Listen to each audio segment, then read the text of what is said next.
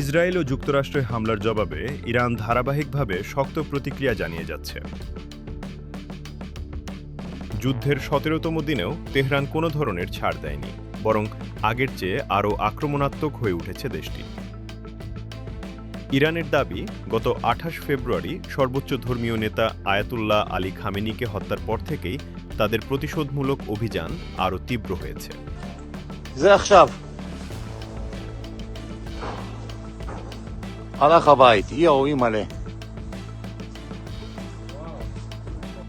এরই ধারাবাহিকতায় operation true promise 4 এর অধীনে নতুন করে বড় ধরনের হামলা চালানো হয়েছে।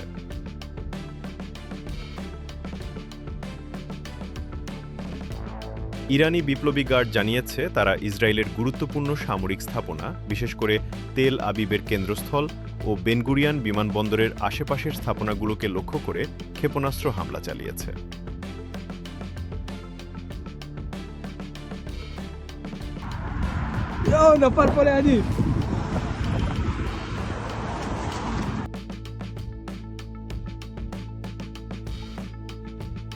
একই সঙ্গে মার্কিন সামরিক ঘাঁটিগুলোকেও টার্গেট করা হয়েছে।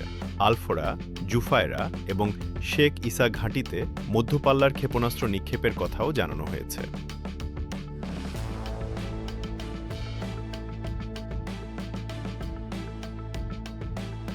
এই অভিযানে হাইপারসনিক ক্ষেপণাস্ত্র ও ড্রোন ব্যবহার করা হয়েছে বলে দাবি করছে ইরান।